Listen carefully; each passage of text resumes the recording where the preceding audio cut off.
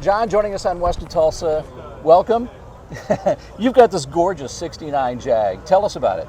So I've had it about 3 years. One of my clients, I've been a Jag tech for 38 years, and one of my clients inherited it from her mom and brought it to my store because no one else wanted to work on it. And I cared for it for them for about 20 years.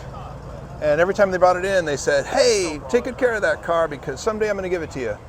And as a tech, you know, you get a lot of, if I had $1 for every person who said that, I'd be rich. But so one day I came into work and there it was with a bow on it. You're right. That is a great car story. That's a pretty good story, yeah. Wow. Now, is that local? Was that in this area? It was somewhere near here, okay. yeah. All right. Yeah, here we are now. I've had it for 3 years, and you know, they were more concerned about it going to a good home than making the money off of it. So it's mostly a survivor. It's not really restored. It's been refinished once, but most of it is original. Black really wasn't a very common color for this era of Jag, was it? Very rare. Thought so. It's, triple black is very rare on these. Yeah. And it's certified by Jaguar, so it's not a changed color. Yeah, a lot of times you see that British racing green, or you see the silver, some primrose, red. Yeah, right? primrose, The blues, yeah, exactly. which are all glorious colors, you know. So what's it like to drive? I mean, it's fantastic. Describe to somebody who has no clue what it's like to drive a Jag of this era. So the engine note is classic inline six, you know, beauty, dual overhead cam, smooth, quiet, comfortable at 80 miles an hour. It has the stamped steel wheels, so it doesn't have the spoke wheel, the jitteriness that the spoke wheels usually have. So it's it drives just like like you'd imagine a 67 or 68 Corvette small block to drive, you know what I mean, in terms of handling and 4-speed synchronized transmission, synchromesh transmission. So, you know. Now this would be Series 2. This is a Series 2, yeah. Is this the first year of Series 2? No, second year of Series 2. Yeah, second year of Series 2. Yeah, right. Good. That's good. All right. I'm trying to bring up my Jag history all of a sudden.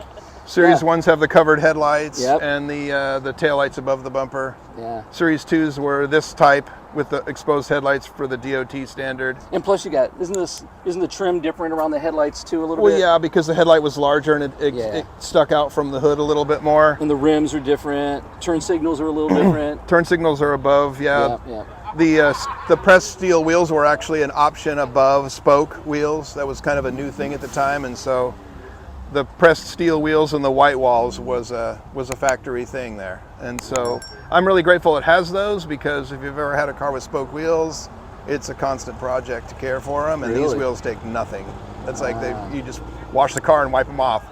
And when you know, one thing about your story, and it just hit me, is, you know, one of the things about Jags is, they're just like any kind of high-end car, especially from this era, you have to find somebody who's willing that has the knowledge to work on it.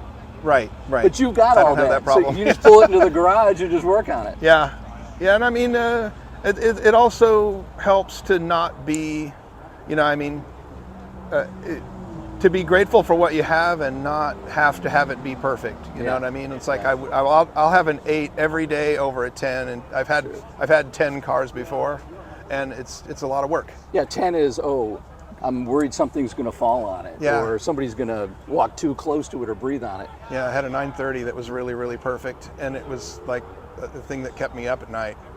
So this is just a good survivor that's, you know, got some touch-up paint on it here and there, and it's a great car to own and be around, you know. Yeah, but you have to get really close on this car to see some of the imperfections. Yeah, I mean, it even from a couple feet, the thing looks beautiful. Yeah, it's beautiful. That's my credo. Good from far, but far from good. Those are the best ones. The most livable ones for sure. You know? The ones we really drive. Yeah, right. I love it. Well, we'll get shots of the motor here. We'll add that in. But yeah, you want to pop it? Sure. Yeah, no problem.